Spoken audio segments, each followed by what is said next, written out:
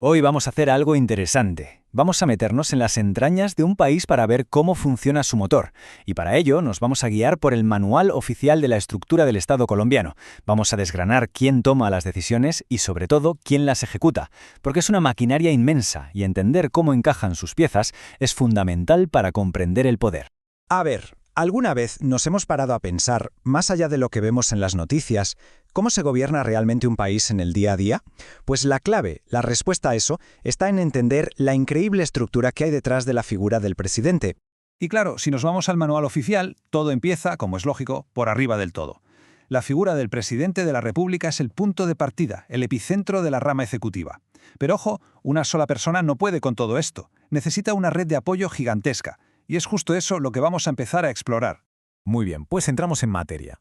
Para entender bien todo el poder que acumula la presidencia, lo mejor es pensar que lleva como 3 sombreros distintos. Sí, 3 roles fundamentales que le otorga la Constitución. El primer sombrero, jefe de Estado. Con este puesto, su función es representar la unidad del país. Es, por así decirlo, la cara visible de Colombia ante el mundo, el que dirige las relaciones con otros países y, por supuesto, el responsable máximo de la seguridad nacional. Luego tenemos el segundo sombrero, el de jefe de gobierno. Si antes era la cara del país, ahora es como el CEO, el director general. Es quien elige a su equipo, a los ministros, a los directores, y los pone a trabajar para cumplir con el plan de gobierno. Pura gestión, vamos. Y por último, el tercer sombrero, Suprema Autoridad Administrativa. Este es quizás el rol más de manos a la obra. Se trata de vigilar que las leyes se cumplan, de controlar el dinero público y de que toda la maquinaria de la administración, pues eso, que funcione como un reloj. Vale, ya tenemos los 3 roles del presidente. Pero claro, para llevar todo eso a la práctica, el gobierno necesita organizarse. Y lo hace dividiéndose en 2 grandes partes. A mí me gusta pensarlo como si fuera un cuerpo. Por un lado, el cerebro, que piensa y planifica, y por otro, los brazos y las piernas, que son los que actúan. Vamos a ver cómo se monta todo esto. Y aquí está el meollo de la cuestión. Esa división es entre el sector central y el sector descentralizado. El sector central, para que nos entendamos, es el cerebro. La presidencia, los ministerios, ahí es donde se cuecen las grandes políticas. Y luego está el sector descentralizado, que serían los brazos.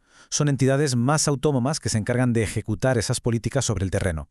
Si nos centramos un momento en el sector central, este es, como decíamos, el núcleo duro del gobierno. Aquí dentro está la presidencia, claro, pero también los ministerios, el de Sanidad, Defensa, Educación, ya sabemos, y los departamentos administrativos, que son los que dan el soporte técnico. Básicamente, es el equipo que está en la sala de mandos diseñando la estrategia. Pero de nada sirve tener un gran cerebro estratega si no hay un cuerpo que ejecute las órdenes, ¿verdad? Pues para eso está la red descentralizada. Es la forma que tiene el gobierno de llegar a todas partes y de encargarse de tareas súper específicas. Y ojo, que lo más interesante de este sector descentralizado es que no hablamos de simples oficinas o delegaciones. No. Son entidades que tienen su propia personalidad jurídica y bastante autonomía. Están adscritas o vinculadas a un ministerio. Esto, en la práctica, quiere decir que el ministerio les marca el rumbo general, pero ellas tienen libertad para operar y cumplir sus objetivos. Mirad, para que se entienda perfectamente, vamos con un ejemplo práctico. El sector de relaciones exteriores. Por un lado, en el sector central tenemos al Ministerio, que define la política exterior, pero luego, colgando de él, en el sector descentralizado, nos encontramos con algo como la Unidad de Migración Colombia. ¿Su trabajo? Pues aplicar esa política, gestionando fronteras, visados, el día a día. Vale, hasta aquí la teoría, la estructura.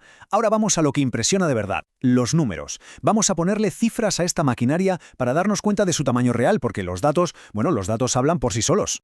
Fijaos en esta tabla. Nos enseña dónde trabaja la gente del sector público. Y es que hay 2 gigantes que destacan por encima de todo, defensa y educación. Entre los dos suman más de 700.000 personas. Esto deja clarísimo cuáles son las 2 grandes áreas que consumen más recursos humanos del gobierno. Pero si sumamos todo, el número total es simplemente alucinante. 857.842.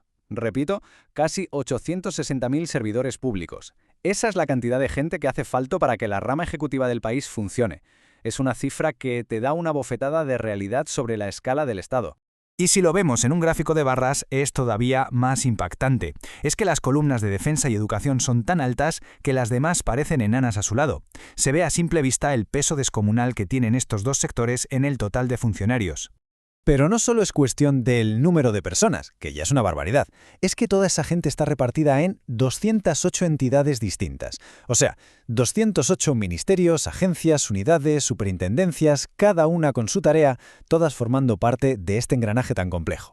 Bueno, y después de ver todo esto, si juntamos las piezas del puzzle, la imagen que queda es bastante clara, ¿no? No estamos hablando de un gobierno y ya está. Estamos hablando de una máquina gigantesca y de una complejidad que abruma. Hemos pasado de hablar de una sola persona, el presidente, a una red de más de 850.000 personas, y de esas personas a más de 200 organizaciones diferentes que lo componen todo. En resumen, una organización masiva y con 1000 caras. Y claro, todo esto nos lleva a una pregunta final, una pregunta que lo resume todo. Con tantísimas piezas, más de 200 entidades, casi 1 millón de personas, ¿cómo se logra que toda esa maquinaria inmensa reme en la misma dirección? Pues ahí, justo ahí, está el verdadero reto de gobernar.